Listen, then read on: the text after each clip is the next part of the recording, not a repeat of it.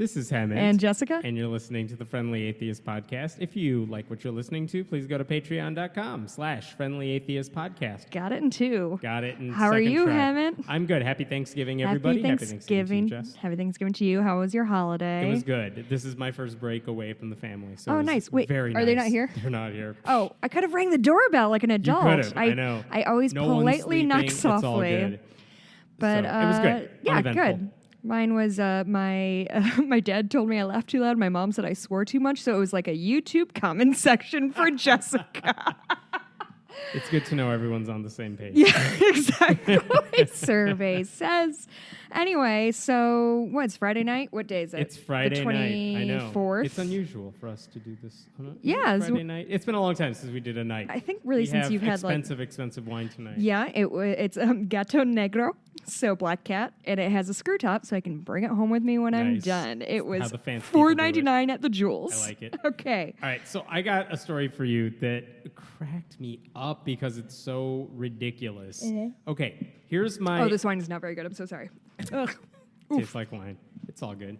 So there is a island off the coast of Scotland, like the western coast of Scotland. Small island, not a ton of people there. What's it called? But it's called the Isle of Lewis. Oh, okay. I was going to say, I've been to the Isle of Skye, and it's beautiful. Nice. I've heard, when I was looking this up, I'm like, I don't know anything about the Isle of Lewis. Scotland's but gorgeous. everything about this place says this island is great. Mm-hmm. People are very nice. Mm-hmm. That island in particular seems to have a lot of religious people on it. Okay. But, hey, join the rest of the world. Right. Don't they all? But, okay, so this woman named Leona Rawlinson opened up a store there. I think back this past summer. Okay. She bought a store. It's called Tweed-tastic. I like a clothing store. Into it. Yeah, right? Cool. So it's fine. So she opens up her shop. She's doing business. She has to deal with all the ups and downs of any small business owner. And so earlier, I think this month, something like that, she got a package in the mail. And it was a Bible and a letter that came with it. And it was from a guy who works with what's called the Day One or Lord's Day Observance Society. And basically what his letter said, I'm going to read you the beginning of it. He says, the purpose of our letter is certainly not to intimidate you. Oh, that's why it's rubber banded onto a brick and coming through your window. That's right. And basically what his letter was saying is it was trying to urge her to close her store on a Sunday. Because she keeps it open on Sundays because there are some people who like to shop on Sundays. Because it's a business. Because capitalism. And they didn't like it. Now, the correct answer would be, well, then don't shop there. Sure. No one's making you go there on a Sunday. Well, you haven't told me their shop policies. She could be, like, physically dragging people in off the street. She is doing no such thing. Oh, okay. All right. But yeah, his letter was basically saying, we are concerned for the spiritual and eternal as well as temporal consequences of such actions of Sunday opening, and do not believe that lasting blessing or profit will follow. Which could mean a couple things. One is, that's a weird little threat. Yeah. And the other is like, oh, we don't believe profit will follow. Like, we're gonna boycott your store if you keep it open on Sunday. It's a little weird. And the guy said one more thing, which is that, they're extremely disappointed that such an interesting shop is disappointed is the most condescending thing to say to somebody. Yeah. And because of this, he knows some people who are refusing to give their patronage. Is it him? I don't know. I don't know who he represents. I don't know if he's people. Like Bill Donahue of the people Catholic are telling League, me where it's just one guy in his basement pretending to represent everybody. The million moms. Yeah, the million like 14 moms of them. with like 12 followers on Twitter. No, I don't know how many people this guy represents. But here's the thing. It's not just one letter, because other Christians are like stirring up shit. And here's what's happened. Like at one point, a guy came into his shop during business hours on a Sunday to distribute leaflets. I think, assuming like you're all going to hell, sort of leaflets. Oh, that's nice. She was intimidated enough by it, Miss Rawlinson, that she reported it to the police. Good for her. Another incident. Lady comes into the shop on Sunday, starts shouting. I don't know what. That's all the newspaper said. But, like, she started shouting, causing a stir in the store. Jeez Louise. Like, so it's like these people are trying to harass this poor woman who's just trying to run a business for being open on Sundays. I'm really interested, and I'm sure you don't have many more details, but, like, is this the only store on the island? And like, therefore it's held to some high standard? Like, I can't imagine. It's just like... It's not the only store, but most of the places that are open, as far as I could tell, in that area are closed on Sunday. She happens to be open. And again, just thinking strategically here, if no one was shopping there, that would be a stupid thing to do. Right. Because you have to pay her to be there and pay for the electricity, whatever. You know all about running a business. Clearly. So it's like she's opening it for a reason, which is that people are using her store on Sunday and they're buying stuff. And probably a different clientele than the rest of the week. But Hammett, Christians are the most persecuted people in the world. We'll get to Roy more soon. Yeah. But Christ. But it's just absurd. Like, okay, all these people are really pissed off that she's open on Sundays. But here's the neat thing. Yeah. Ever since she got this letter from the guy who sent the Bible, they took a picture of it, the Bible. They took a picture of her, like, holding it up like a trophy. Like, you're not going to intimidate me into closing on Sunday, much less any other time. So they posted this picture of her holding, like, the Bible as a trophy on a Facebook page for the Western Isles Secular Society. Nice. And that got spread to a couple of other places, some other Facebook pages and whatnot. And after that, like, some local media paid attention and larger media paid attention. Really? So they started getting a lot of newspaper stories about this poor, awesome business owner who's just trying to sell you stuff on Sundays. And it's Tweed. Tweed never hurt anyone. And people are so upset about it. And I think by just showing that picture of her holding the Bible and talking about how ridiculous it is that all these people are trying to harass her into closing, it's given them some great publicity. Yeah, I hope so. What was it called again? It's called Tweed-tastic on the Isle of Lewis off of Scotland. All right, if you're Scottish and you're in the area, seriously, go there and buy stuff and buy it on Sunday. Can we go to Scotland? Sure, I'll put it on the tour map. I hope somebody has a map in their like garage with like pinpoints of just the random places. I'm like, let's go to Austin. Austin and Scotland, the world tour. Just those two stops, that's it. I think I said New Zealand. So yeah, go shop there. They seem bonkers. Okay, and while we're not in the U.S., here's one more story that has to do with not the U.S. There is, whenever we talk about the Johnson Amendment, that's the one that says if you're a pastor, you can't tell people how to vote in your congregation and still keep your tax exemption. But here's the thing. For all the arguments we have about the Johnson Amendment, literally one church, as far as I can tell in the past decade, maybe more, has lost their tax exempt status, and they were doing something so outlandishly because they're illegal. Goading the IRS all the time. Some they're baiting them. They're sending the videos of them promoting candidates, and the IRS hasn't done anything. But so one church has lost its tax exempt status, and it was such a fluke that no one's gone that far. So everyone else, they're poking the IRS, and the IRS isn't doing anything. Sure. Okay, so that's the situation in the U.S. In New Zealand, there is a megachurch called Destiny Church, run by a husband and wife. It's a megachurch, like so many are. And they just lost their tax exempt status. Sidebar, I didn't realize megachurches were a phenomenon outside of... Oh, yeah. Really? They're not as far as I can tell, they're not as widespread as you might find in the U.S. We have one in every big city. Yeah. At least one, if not several in some areas. In other places, because religion in general isn't as big of a deal. It's more ceremonial. You go on the high holy days and not that much else. So you don't see a ton of megachurches. Sure. But, every big city has one place. Interesting. At least. Okay. So anyway, New Zealand has this couple that runs a megachurch. They just lost their tax exempt status. Their names are Brian and Hannah Tamaki. Destiny. Tamaki. Tamaki.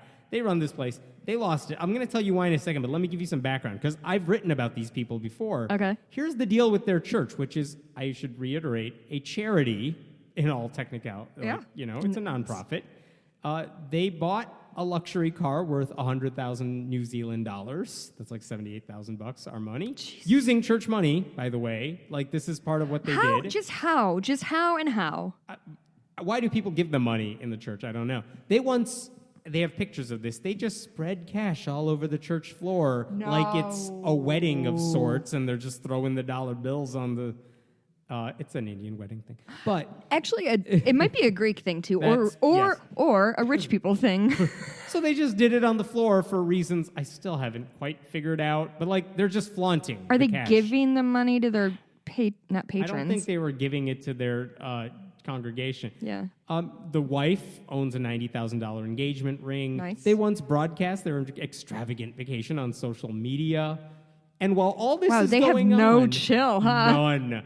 While all this was going on, they were getting hit with overdue tax filing letters like, hey, file your taxes, people. Mm-hmm. They just weren't doing it. Oh, and by the way, the Brian Tamaki, he blamed natural disasters on gay people because that's what you do. Yeah. So anyway, yeah. this Definitely couple, not that you're an island in the middle of nowhere. it turns Not true. out I'm sorry. they never turned in their tax filings. Really? And the New Zealand Charities Registration Board, they don't mess around with this stuff. They're like, hey, you didn't send it in, so we're revoking your charitable status. Wow, it's not even like an audit? Not even.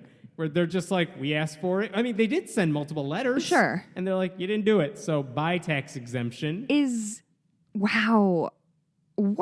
Yeah. So, okay, I'm just trying to like play this out. So is this from now on, or is I this think like... it begins, they will officially revoke it on December 20th. Okay. But I think they've sent enough warnings that like it's too late. I'm just You curious if screwed they up. owe back taxes for the last 10 years. Good question. I don't know. And I don't know what the deal is in terms of taxes because in the US, Yeah. churches do not have to be as transparent as other secular nonprofits. Like the ACLU, for example, has to say this is how much money we took in, this is how we spent it.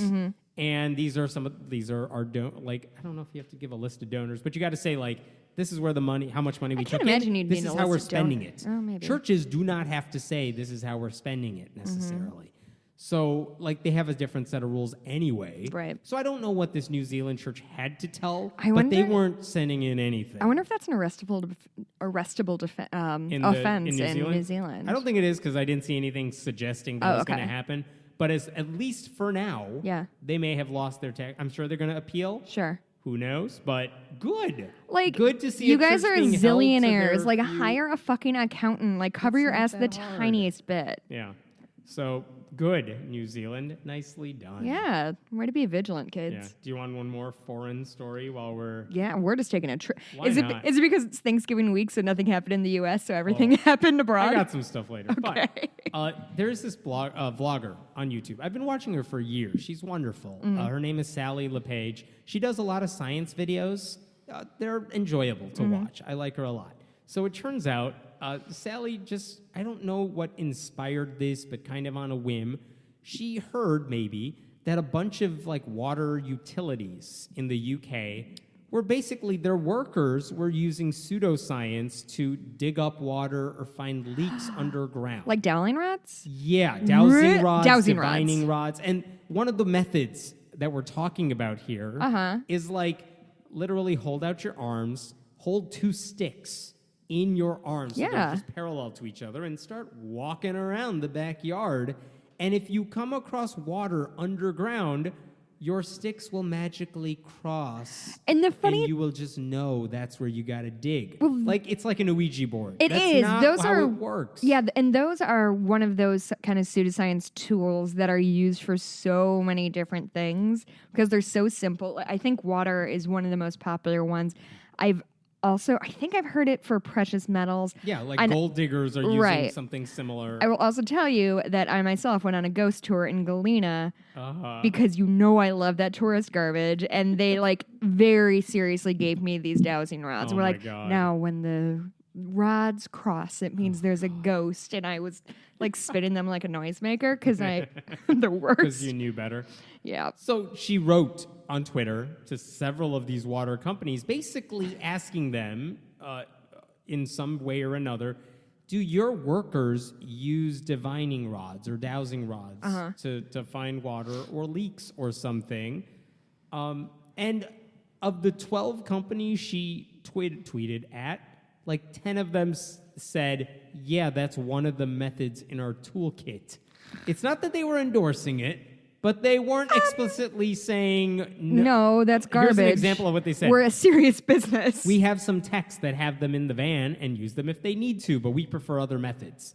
It's like the correct answer was, no, of course not. We're not idiots. Of course not. That's garbage. Another company said, as far as I am aware, we don't use it, but there are occasions when we use dowsing rods. Mainly, we use listening sticks that let us hear water underground. What? Another company. is Hello, that? Sally. I believe sometimes they do. Sometimes our workers do use these things. So, 10 of the Like, 12 is it she like on their contacted. lunch break and they're just like checking it out, or is this I like? don't know. They have. Do you think they're like branded, like they government have branded? good tools at their disposal, and yet they're using these things that have never been shown to work. So the fact is, she asked a simple question Right. to all these companies. They didn't think anything of it. They weren't looking at well, who is this person asking us? Oh, she's a pro-science skeptic type. They didn't do that. They were just like, well, of course we use them, because I'm sure they think people want them to use it. Yeah. So they're like, yeah, of course we use it sometimes, or we don't say no to it. These people are wasting money. Whoever's and using time it, who are and working for resources them. and- Yeah, you're wasting time, energy, money, whatever, doing the stuff. It's stupid, Right. but they're doing it. And these companies are just nonchalant about it. And so good for her for exposing that. Yeah. Because you know what? A lot of UK papers have written about this. And good, those companies are being publicly shamed for it. And they should be. Yeah. So, and it wasn't even that hard to do. She just did something no one else was doing. Just and good for tweeted her. at them. Yeah. That's amazing. Yeah, so good on her. And what the hell is wrong with those companies? I thought of another thing that I wanted to talk Please. about. Are we done with our international stories? We are done with the international. I'll go back to international. There's more. Okay. So, so I listened to Ono Ross and Carrie, which is a podcast with Ross Blotcher and Carrie Poppy, and recently they've been doing a series on flat earthers, which I would highly recommend. It's really entertaining to kind of listen to people talk in circles and their myriad logical fallacies, and what it always comes down to is just their entire worldview is everybody's lying to me, so they're lying to me about this too. So whether it's chemtrails, whether it's 9/11, everything they're telling me is a lie because money, ? So, and it's picked up steam. There's a few people who have in the public spotlight. I think B.O.B. Yeah, the rapper. Kyrie Irving, right. the basketball player. But it's just sort of been this chatter. But recently, there is a gentleman named Mike Hughes who told the Associated Press that he is going to launch himself 1,800 feet high in a rocket that he built himself from scrap metal. Did you have the story? Oh, yeah. Oh, nice. Okay. He's a 61-year-old limousine driver, and he's hoping that this will prove the Earth is flat. Which, by the way, he's going not even as high. 1,800 feet is It's not planes fly higher than that. Yeah, it's not so even- he's literally going to go up a little bit. Uh-huh. He'll still see from his perspective a mostly flat Right. perspective. Right. He's going to assume, yep, did it. I nailed it. By the way, true story. And I just learned this week, and it's the funniest damn thing I've ever heard. Do you realize flat earthers, when he goes up into the atmosphere, they can't call it the atmosphere because they don't believe it's spherical. Of course. So do you know what they call it? Tell me. Guess. Atmosdisk. Atmosflat. No, that's the worst. They believe you go up into the atmosflat because it's Okay, not they just spherical. need to work that around the table a couple more times to think of anything better than atmosflat. I will give. What did I just say? Atmosdisk. Atmosdisk. Yeah. I will give that to them. That's for free, flat earthers. By the way, we just Of got an course, update on but they Mike don't believe in Hughes. space. Or some of them. If he gets high enough, and he's clearly high on something. If he gets high enough, by the way, here's the update on this guy's story. Yeah, He canceled his launch, which was I thought set he for postponed Saturday. it. He postponed it until Wednesday. Oh my God, but this we're man's paying gonna kill attention to himself. it. Now, the upside to this is the Darwin Awards is going to have a very interesting celebration this year. Yeah. But dude, everyone who is an expert on this can tell you this is a dumb thing to try. Yes. The odds are, look, some random limo driver probably doesn't actually know how to launch himself into space, even a little bit. So I'm not worried that he's going to kill himself. I think he's probably just going to it's probably one of those fuses where you light the match and then it just peters out.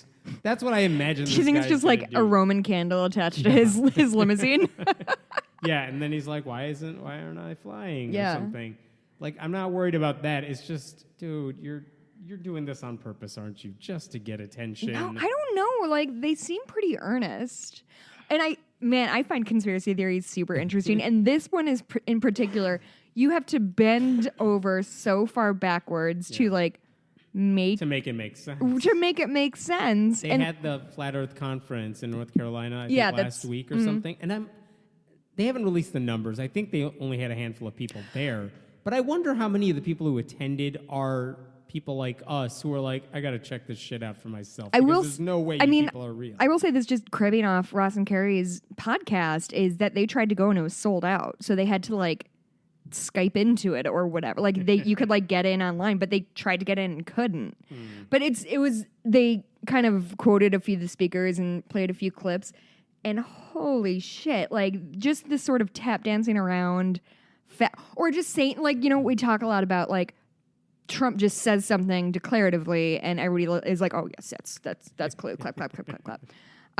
They do a lot of that of like, how come we haven't seen a single HD picture of the Earth? Like, clap, clap, clap, clap, clap, clap, clap, clap. like, Oh, he's right. Oh, everybody's nodding, like, my God. nodding seriously. Like, think about how many things have to be lies for you to believe that. And to, like, yeah, I think for what purpose? What are we trying to hide by showing that the Earth right, is round? One of my things against conspiracy theories frequently is, like, people can't keep their mouth shut. So that's why, like, I don't believe that the moon landing, for example, was fake, because there is no way every single person in that room can keep their mouth shut for 50 years, right? Why don't aliens exist? Because Trump would have tweeted that shit by now. Like a selfie of him and, like, Glorb. But and this one takes that, like, 100 steps further, because it's not just all of NASA, but it's all pilots. It's like, and not just, like, federal, like, not just the Air Force. It's like the guy who flies for ATA, which is a defunct. I don't know why ATA was the one I came up with. Random pilot. Just a random pilot who, like, flies for Southwest. And he's, like, charged with keeping this global secret. I don't know. That doesn't feel like when we're talking Occam's razor.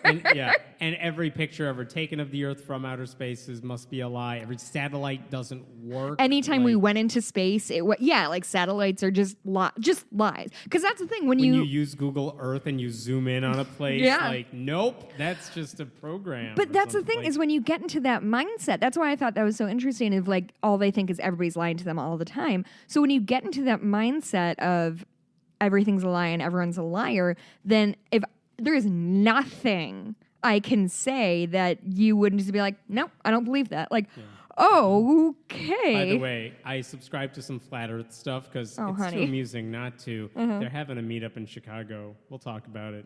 I know. Your eyes just lit up. Oh my God, can we go? We could. But here's the thing. I think it's probably going to be 90% us or people like us. Yeah, I want to hang out with people like us. We're great. One guy who's just a conspiracy. Oh my God. I don't know. I don't. We'll talk about it. It's next week. That's coming up quickly. Maybe 2 weeks. Good news, I'm unemployed. I've got nothing but time. We can plan it. We'll talk off. Do I have anything going on next week? Nope, I don't. My schedule's open. Yes. I'm so excited. Let me talk about something totally different from this. It's something that's been on my mind for a while now, but it really solidified at the beginning of this month because, in Australia, they were planning this thing called the Global Atheist Conference, which is like many atheist conferences, you might see anywhere.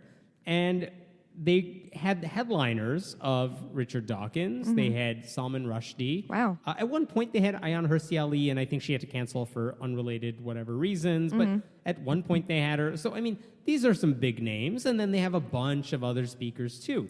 So, on paper, this looks like, you're going to get a bunch of people here. They did it in 2010, a similar type of conference. Okay. And they got 2,500-ish people, which is a huge crowd, Yeah. bigger than anything we get in the U.S. Sure. They did it in 2012. They had Christopher Hitchens. I'm sorry, this was right after Christopher Hitchens died. Oh. But they had Dawkins, Sam Harris. They had Danielle Dennett. They had Ayaan Hirsi Ali. And they had a bunch of other Really? people. They had like every name you could think of. They got like 4,000 people to show up to that. And they got like government funding because they were bringing in so many tourists into Melbourne. So like they Dope. know how to run a conference. They know how to Yeah. put on a show. And then after that, I think the thinking was, well, if we ever do this again, we have to top that or like find a way to make it as appealing. And you know what? I don't think we could do that in 2014, so we won't do it. And they couldn't do it in 2016. And so now they were like, you know what? I think we could do it again for 2018. They planned this event. They had the names. And earlier this month, they announced that they had to cancel the conference because they know how to run an event. They know how many tickets have to be sold at certain times, To hit their even marks. knowing that most of the tickets will get sold to the very end of the deadline or whatever. And they realized, you know what? We're not selling what we need to be selling, and the trajectory doesn't look great, so they canceled it. And of course, some conservative websites, Christian ones, had a field day like, oh, guess why atheists can't have their big global conference? It's Because Australia's really hard to get to. Because there's no interest, basically. Because the economy sucks and nobody can afford to fly around the world. Well, okay, so I was thinking about this. So it's like, why is that? Why did it get canceled? Okay? Why weren't people buying tickets? Because it's not just the one in Australia. If it was as simple as it's expensive to get to Australia, Right. okay, fair point, but like, it was expensive to get to Australia in 2012. People went anyway. So it's not that alone. I think what I heard is out of those 4,000 some who went there, about half of them were from not Australia. Wow. So I mean, a lot of people found a way to get there. Sure. They didn't want to get there this time. So I don't think it's purely financial that prevented people from going there. I don't think it's a ticket price thing. But here's the thing. So I've been watching a bunch of atheist conferences in the U.S., and I've also seen a lot of their numbers dwindle. And I'll give you an example, like Skepticon, which is a free conference in Missouri. I love it. I've spoken there a couple times. I've gone there a couple times. Like, really nice people, well run. It was student-led. Now they're not students anymore, but like, it's run by people who have been to conferences, know what they like to see in conferences. It's more diverse. They have speakers talking about all sorts of things. That's the sort of thing like I like to see. And their numbers, attendance numbers, seem to have been going down, anecdotally speaking, Sure. For several years now. I think at one point they had like 1,200 show up in Springfield, Missouri, at one point, and I think this year it was like 125, something like that. So it's anecdotally. Yeah. So it's gone down. It's not just them. So let's take the Reason Rally. This is the biggest atheist event in the U.S., trying to capitalize on all the atheism interest. And so, short version of that, in 2012, all these national organizations got together and said, let's do this. They got every big name they could think of. They also got Tim Minchin, Eddie Izzard. They got Richard Dawkins was there. James Randi was there. Yeah, they got Bill Maher to do something videotaped. Yeah. They got a lot of people. You were there. Okay. I was there. You're the big That's draw. not why anyone came. They got, from every estimate, because it's hard to estimate things on the ground, 10 to 20,000 people. Good for them. In 2016. And the weather was garbage. And it was garbage. So, yeah. Last year, when they tried to do it again in Yeah. 2016, they did not release numbers, and we don't have a good estimate. Anecdotally, because I was there, not speaking, but I was there, it seemed way smaller. Okay, so this is happening across the board, and it seems like in the past couple of years, a lot of these conferences, most of which are independently run by local groups, are just dropping in numbers. So why is that happening?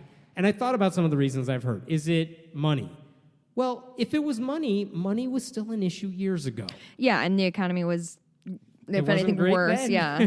The economy wasn't great in whatever, 2008 or 2012 or whatever. It's, if anything, it's slightly better for a lot of people compared to what it used to be. Yeah. So it's not that. Some people said all these things are far away, but it was far away back then too. So like, why did people go then and they're not now? And so I talked to a lot of organizers of these events, and I talked to a lot of donors for these events, and I was trying to figure out what it is. And I came with a list of a handful of things of why that's happening. And let me try to bounce these off of you and tell me what you think about these ideas. First is just the novelty has worn off. Yes. At one point, it's like, if you really want to see Richard Dawkins, and if you read his books, that could be a really exciting thing for you. You could only find him at these conferences. And now, honestly, I've seen him speak a couple times. That's very exciting for me. I've read his books, but I've also seen videos on YouTube. I've heard him speak on YouTube. Like, I've heard him. I kind of know what he's going to say. I think you could say that about a lot of atheists. And the idea of being surrounded by atheists, too. For some people, that's why you go to the Reason Rally or something, because you want to just be surrounded by atheists, especially if you're coming from a rural area or a place where you're surrounded by Christians. Sure. It's a big deal. Now, it's not that hard in a lot of places to find a space where you're just surrounded by non-religious people. So you don't need these conferences. And by the way, I should caveat all this. Most people don't attend any of this stuff. They don't care. Right. This isn't for them. They think the idea of a conference is too religious in itself. Fine, I'm not talking about you. Yeah. But there are people who are going to this and aren't anymore. So that's one thing. It's just not as big of a deal to go to these things as it used to be. Yeah, I mean, to me, I think that atheism and skepticism and all that, I think there are trend-like elements, just like there is with anything. Because, so for me, and this is, again, like the most anecdotal, when I was like first sort of getting into Friendly Atheist, when I started reading your blog, so this is probably 2010, 2011, and I had like just started listening to podcasts and was just like eating everything up, like every piece of content I could find, I was like digging into. And I was listening to maybe 6 podcasts that were about atheism. And I think Seth's might be the only one I listened to that's still going on.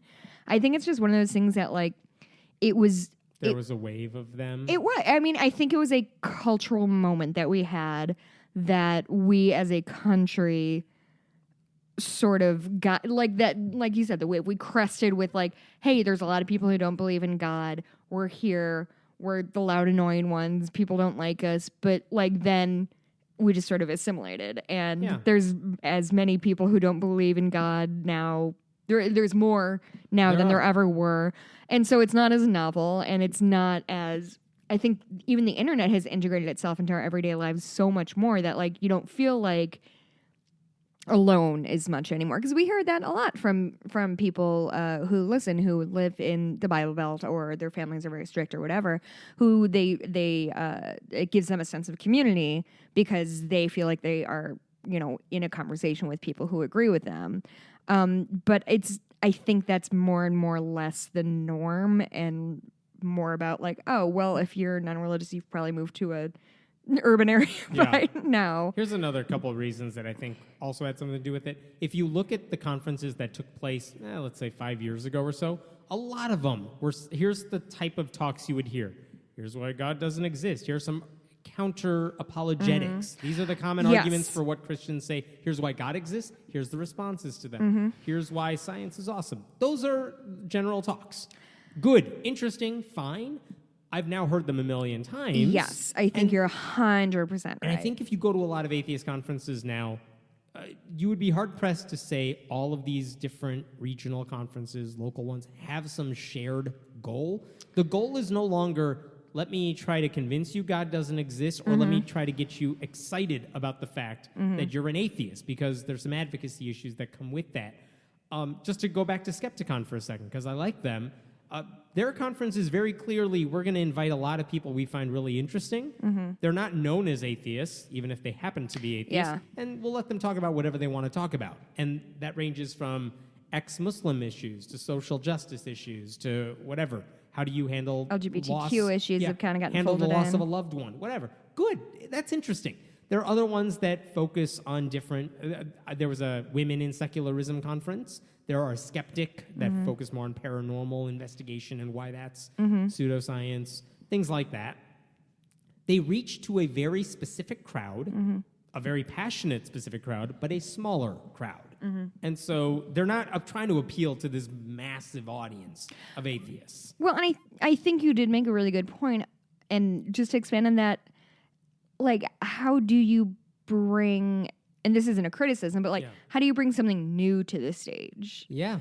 Like literally or figuratively. Like, obviously there's new up and coming voices all the time, but like, and I've actually had this sort of like, thought experiment, like, okay, say somebody asked me to speak somewhere, which nobody has and nobody will. That's fine, especially because these conferences are becoming less and less popular, less and less frequent, I guess. Yeah.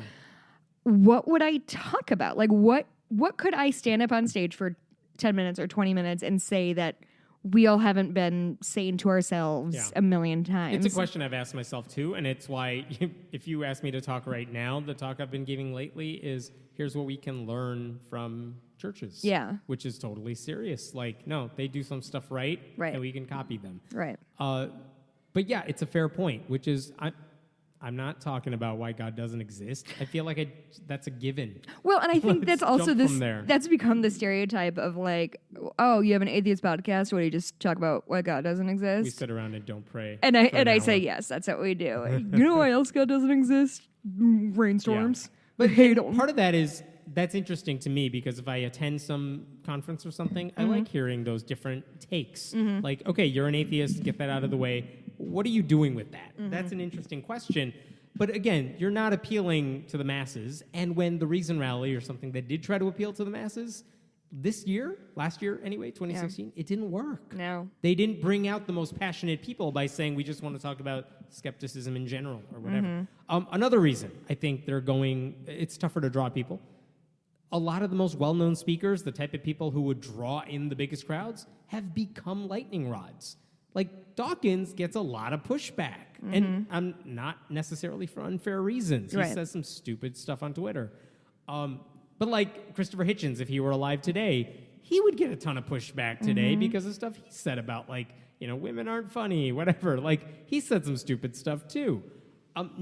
Sam Harris gets constant criticism for everything. I mean, tell me one person who has the notoriety, the fame, to draw in a bunch of people in your community without alienating a whole ton of people. I don't know who that would be. I don't either. Because everyone gets, like, criticism. And so it's like, for organizers, that's a tough thing. Like, who do you say, here's the main people on our bill, but you're going to piss off a ton of people? Do you think, in your opinion, do you think they're a thing of the past, or do you think the conferences in general? Yeah, or do you think it's like a wave, like an ebb and flow type deal? No, I think they're done. Yeah. I think and I'll give you a caveat in a second. I think for the most part, these large regional conferences are probably done. I think the ones run by national organizations, like the American Humanist Association has a conference every year, but it's mostly an advertisement for the AHA, and they give awards, and it's for their members. That's not going to go away yet. Right. Because those are not for random people, but like the ones that pop up run by a group of people for your area. Yeah. Those are harder to get people excited about. A couple other quick things. They can be a financial drain. Very few of these regional conferences make any money. Right. So that's really hard to deal with. There is oversaturation to the point where if I want to see some of these speakers and I miss them this time, I'll get you next time. I'll get you, in 6 months when you show up like 2 hours away. And there's a lot of these conferences now. It used to be some conference like, American Atheist is having a conference in your city. Yeah. That's a big deal because no one comes to your city. And now they're doing it here. And now it's like, whatever. There's one an hour away. Maybe I'll go. Maybe I won't. So anyway, and by the way, there have been also some bad experiences people have had with conferences that there's any number of reasons that they've gone bad. But I think they sour a lot of people to go into anything in general. Yeah. So anyway, bunch of reasons. There's fatigue. I think here's another one that made a lot of sense to me.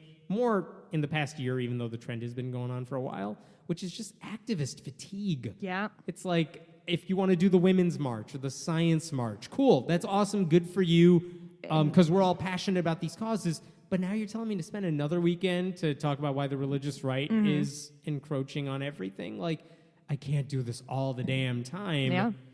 At the same time, here's the upside to the activist fatigue.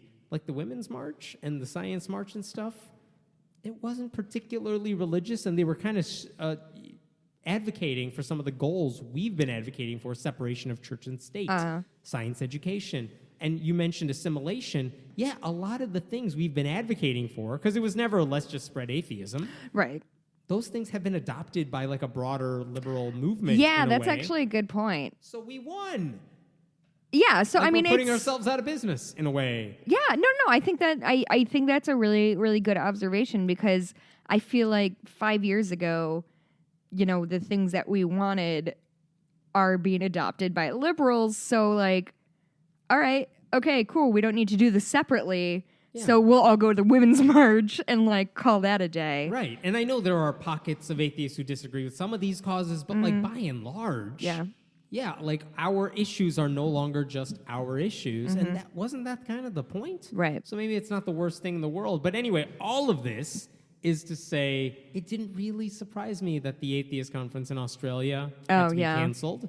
I wouldn't be surprised if other ones canceled. The only couple people I talked to who run really successful conferences, regional ones, year in and year out, even they said we're not going to do it every year because people will just get bored. Yeah. We'll do it every couple of years, maybe 3 years or so, and that way the people who come will be excited. Yeah. And we're not wasting money every year. Like we can put it all, we can do it. We're not going to get tired of running it. Good for them. If you ask me, like, run an atheist conference, what would it look like? To get people interested in there, I'll tell you a couple things. I would have a small group of people I work with who I trust and are committed to, because that's hard to find. I would run big decisions by people. I would schedule it and publicize it like a year in advance. Like, this is happening. Clear your schedule, calendars. yeah. Yes. I would make sure that, let's say no one buys tickets. I have money in the bank to cover the cost. I would have to eat it. Because some of these places, they're banking on all this many people buying tickets, and then it doesn't happen, and then they don't know what to do. It's like, no, just plan to pay for it all, and hopefully you make it back. That's the only way to do that, or find a donor who's going to do it for you. I think it helps to have a theme, a sense of purpose.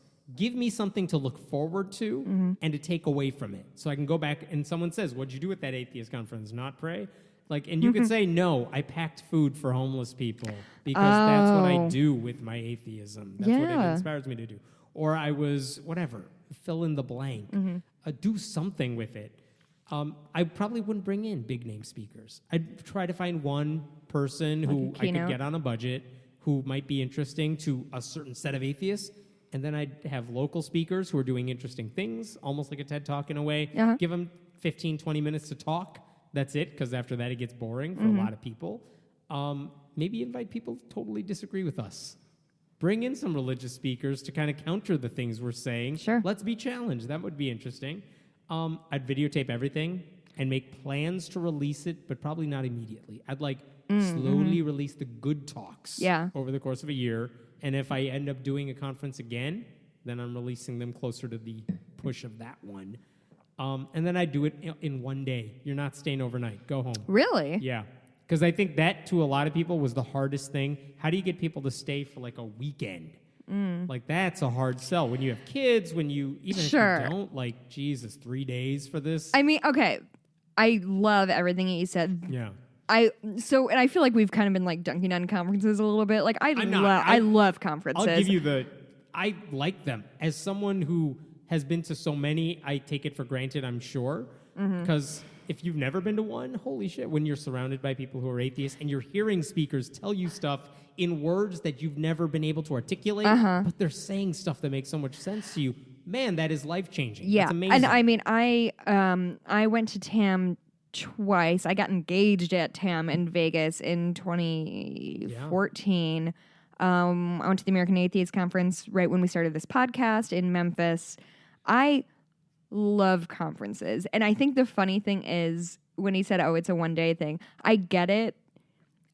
And again, I'm a person with limited responsibilities. But to me, if it was just a day-long thing and you went home at night, I think that would suck. Because to me, some of my favorite moments and memories from TAM, particular, the American Atheist in Memphis as well, is just hanging out and bullshit. One of my favorite conversations I had was with Vicky Garrison from No Longer Quivering. We were just having a heart, we're just having a heart to heart with her about her experiences. To this day, I have friends across the country who I have a friend in Boston who I met at that conference who every time I'm in Boston, times I've been in Boston. No, I think that's a fair point. And having been to TAM and but I'm also right. an extraordinarily social person and thrive in that kind of environment. That's not true for everybody. But I will say, if you're in Memphis and at a touristy bar and Dave Silverman is dancing, that's your best life you can be living. True story. I don't know if I told you this several years ago. Maybe the first time I went to TAM, TAM 5, maybe. It's a long time ago. In Vegas, it was several nights, and I remember meeting one person there, so we were hanging out a bunch. Cool. We had it was cool hanging out and meeting a friend. Cool. We're online. Cool. One night, it was maybe 2 a.m. or something. We were just having coffee in whatever hotel there, and this person says, "Oh, a friend of mine's over here. His name is Alan. You should meet him. He's really neat." So I talked to this guy and he seemed amazing. He did YouTube stuff. And I didn't know his stuff at the time. I only began watching his stuff after I met him. And now he's Captain Disillusion on YouTube. Who makes the best videos ever. They're so good. Yeah. And I'm I knew that guy. He totally doesn't remember who I am, I'm sure. But I'm I remember just chatting with him randomly. It's look who you meet. So you're right. I get the validity of, yes, just hanging out and talking to people is a big deal. I think the difference between them is TAM was run by a national organization that really led up to that one event every year, and so they could plan for it. They had professionals working on it, flaws, no flaws, but that's what they were working on all year. A lot of these other events are run by random people who just mean well. Yeah. And that's where they lose money because they got to pay for this hotel and double the cost for the conference rental, the space rental. It's hard when this isn't something that's your full-time gig. Yeah. That's where you're I right. think it gets hard. So I agree. I love conferences. I think they serve a purpose to people who want to be there.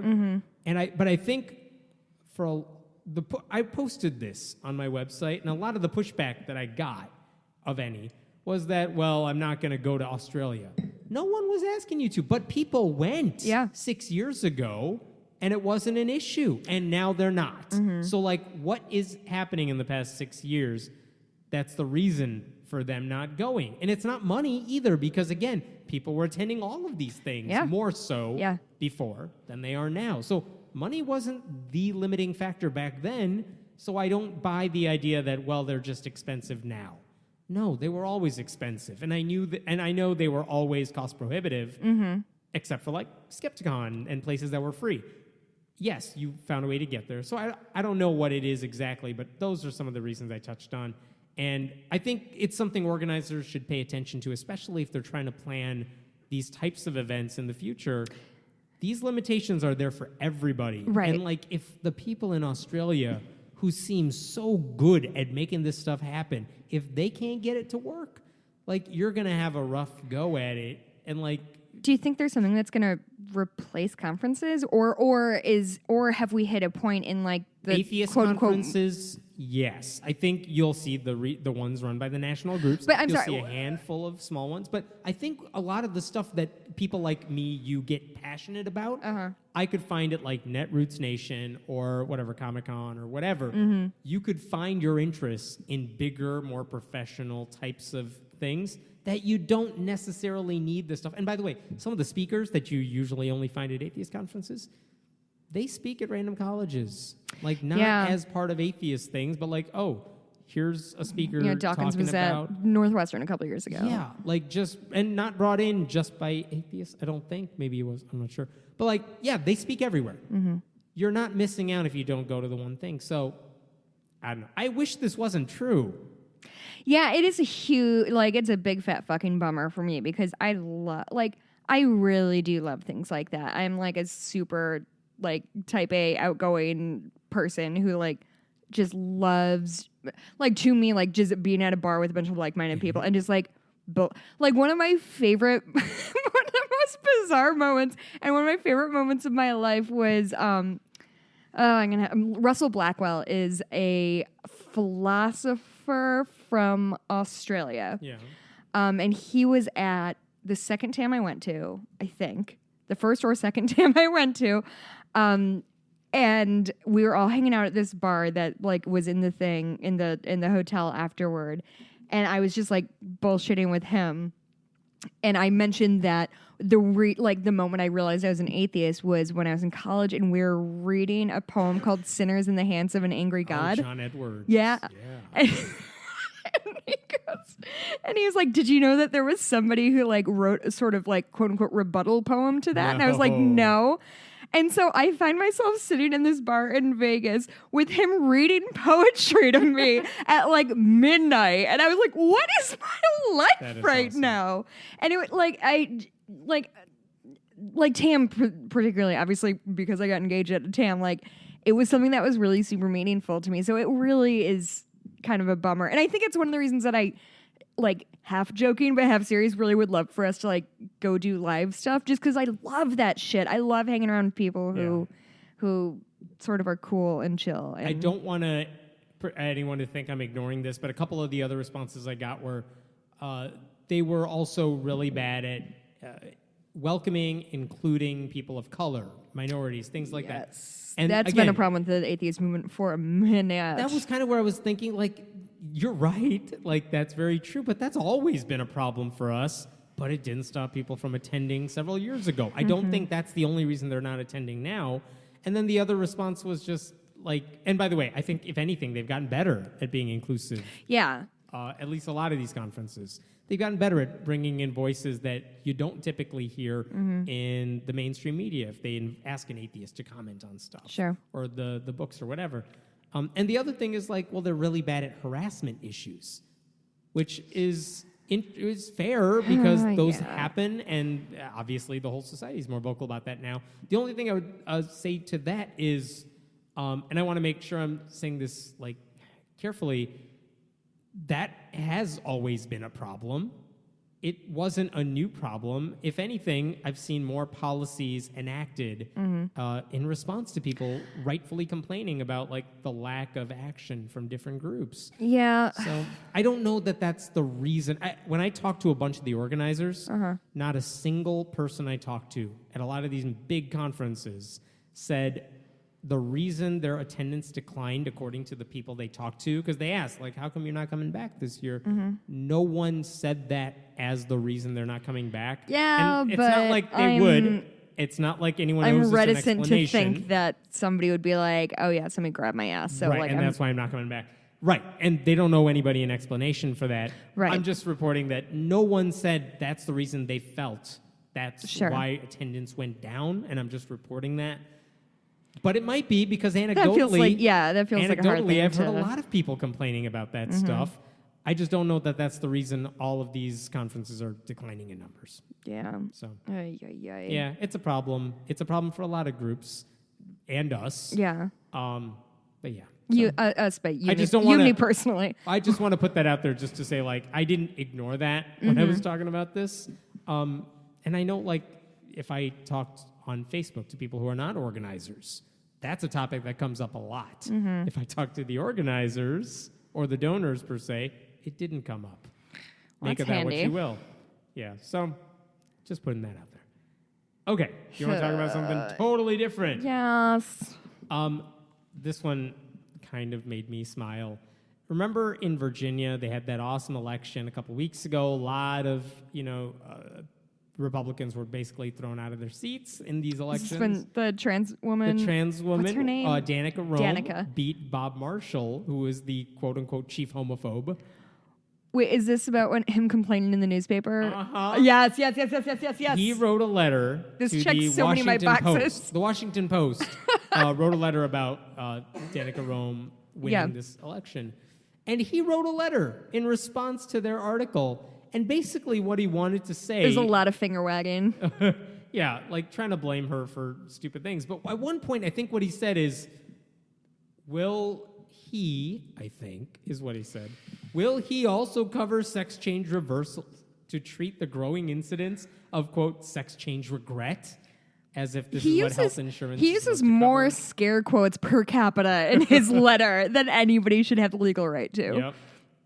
So he did that. But we don't Washington know. Post. I don't think he ever. I just want to be clear. I don't know if he ever said what they changed from, because I think he just used her last name.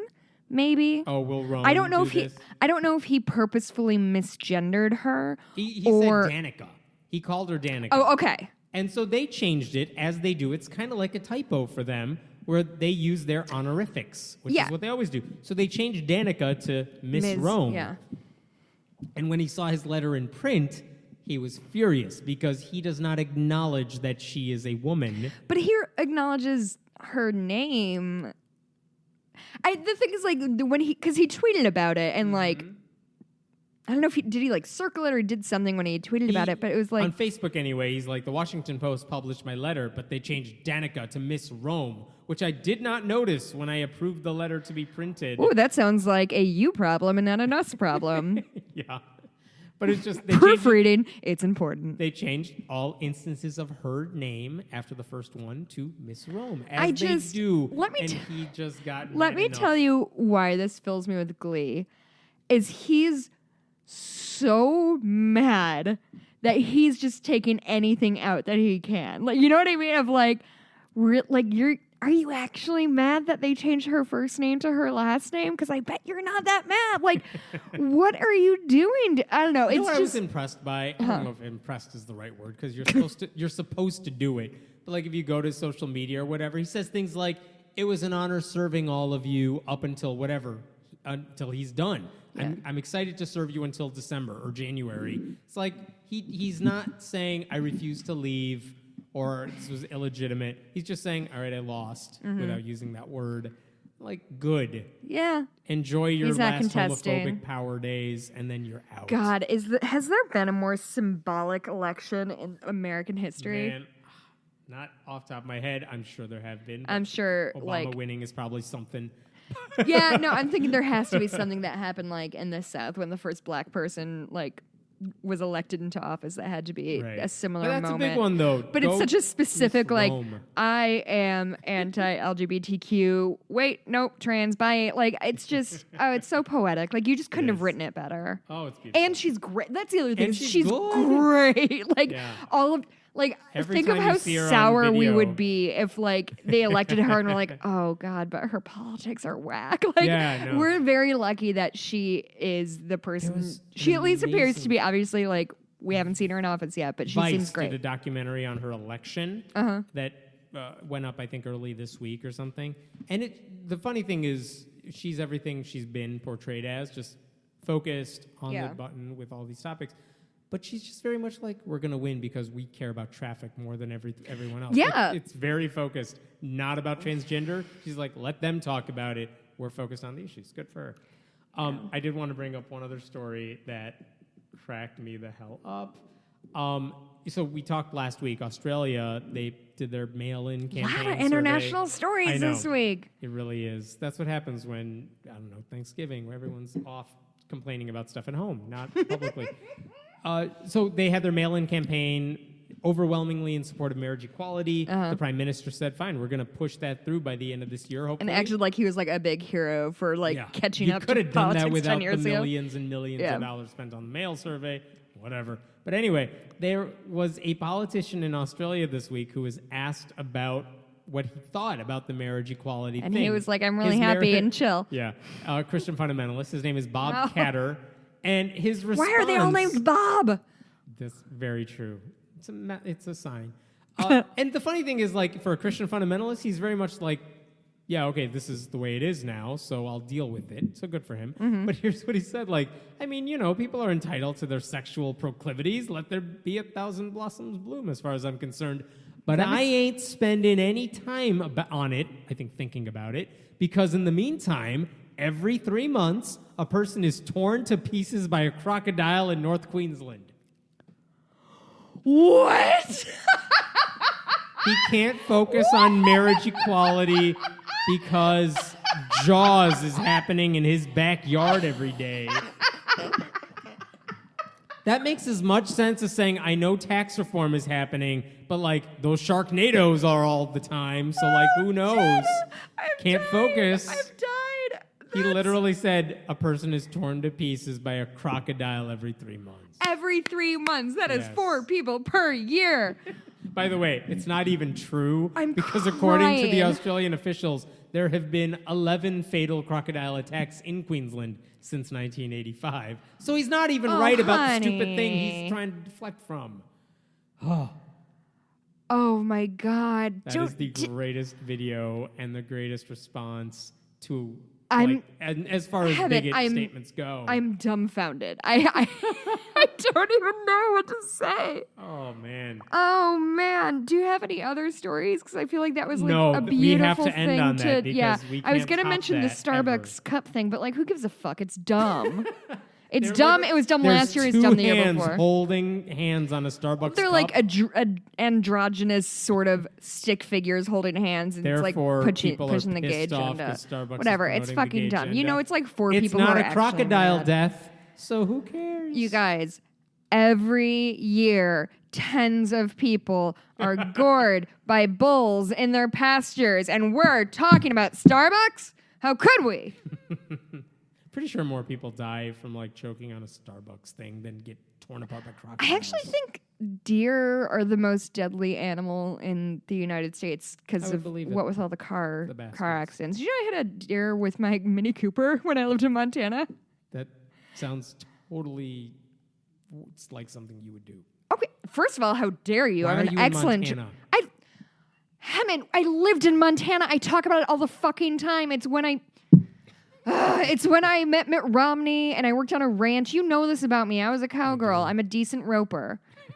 But I was the irony is, so I was out trail riding in the fields late, as I was wont to do. I was training a horse. His name was Chance. I miss him very much. And the guy who was in my cart who I gave a ride to was giving me shit about how fast I drove. So on the way back, I was like, I'm going to drive exactly 65 miles an hour. Boom, hit a fucking like 4x4 buck. It was a thing. We were fine though.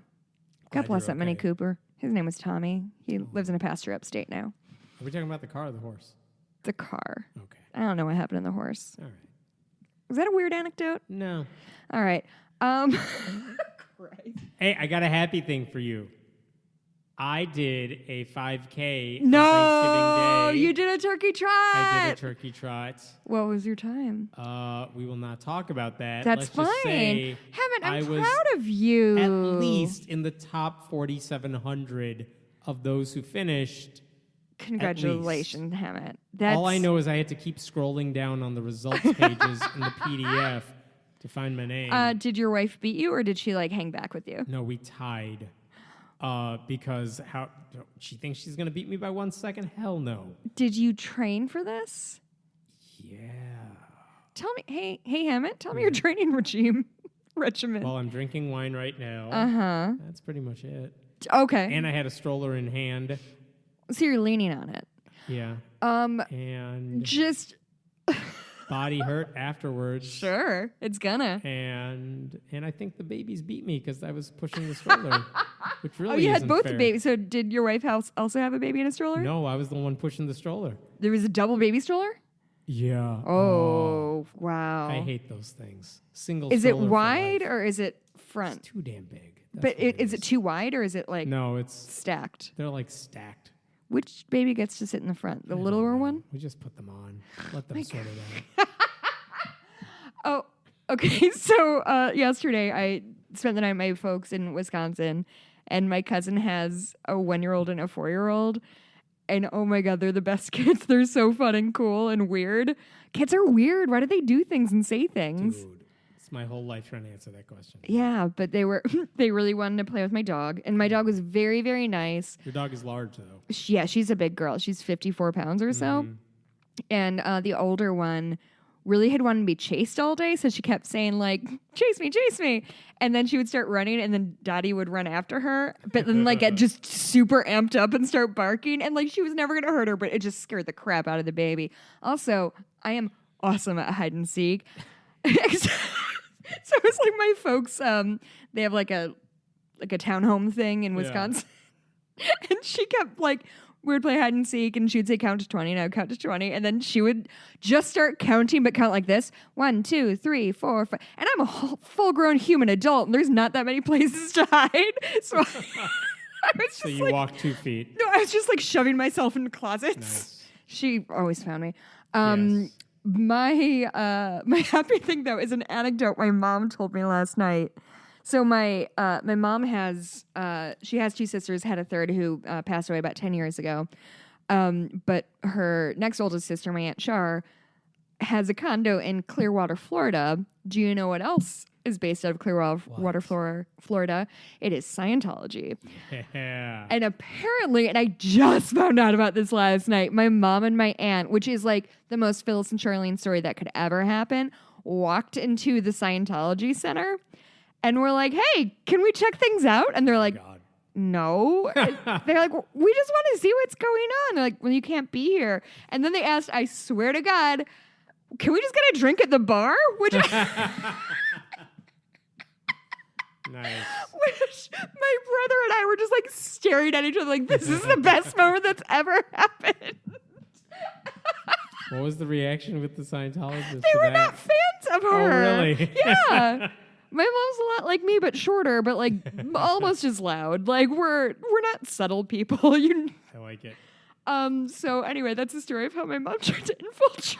It's the worst infiltration ever. Like I don't know what they're supposed to play the game. It was literally, I think, just to get this story and just be like, what are you weird guys doing? But they just they own the place. Like my mom, that's like the most Phyllis story because my other favorite story about her is there's Chicago Fire is a TV show that films in Chicago. Yeah. My mom used to work very close to where they used to film all the time.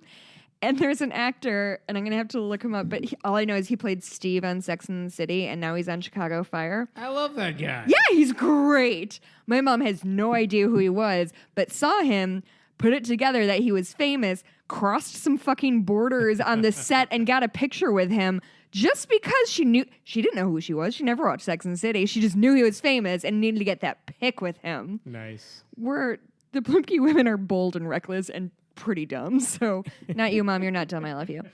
She said she listens. She might not. Nice. It could be lies. Happy Thanksgiving. Happy Thanksgiving. Hammett. Yo. Where can we find you on Twitter? Hammond Meta.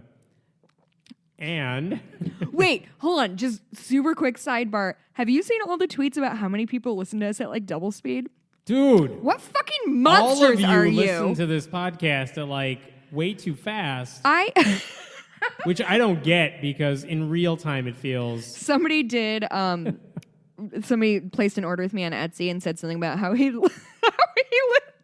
I'm so happy I'm telling you this. How he listens to everything at double speed, which I will say, like, my entire life, every adult has always told me, like, you talk too fast and nobody can understand shit.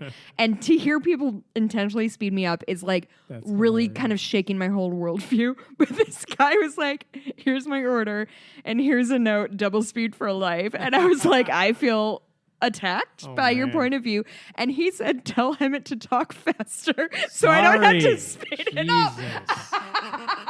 I'll work on it.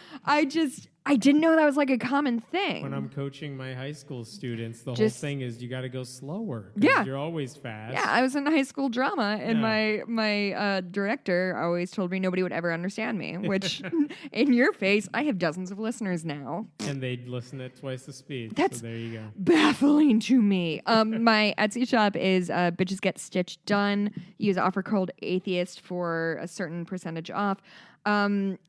Get your orders in. I think I said December 10th is probably the latest I can get them in time for Christmas. I am like fucking packed in right now. I've gotten a ton of orders, which has been great. A lot of people will like order me like, love the podcast, and that makes me happy. Nice. And I, again, read it to my husband because I need him to know that other people like me besides him. Nice. Patreon.com. Patreon.com/friendly-atheist-podcast. That can be a Christmas present to somebody. Yes. That would be a very good Christmas Do present. it for your fundy They c- relative. Oh, on here's their what I was behalf. thinking. I don't know what our levels for Patreon is, but what if at one of the levels I send them a free cross stitch? Oh, Right? we'll make it happen. Yeah, I think that's a great idea. Good job, like it. Jessica. Well, should I design like an original one for like donors only, or should I just let them Yes. pick a garbage one from my shop? No, donors only. We'll have a Okay. special message. I'm giving money to two idiots for talking on a mic. Is that our message? Is that the cross stitch? I like it. That's my first pitch. We can. All right, we it'll can be up on the workshop it. podcast. It'll be up on the Patreon page when you hear this. All right, guys. I hope Have a everyone good had a one. happy, safe holiday. And Bye. bye.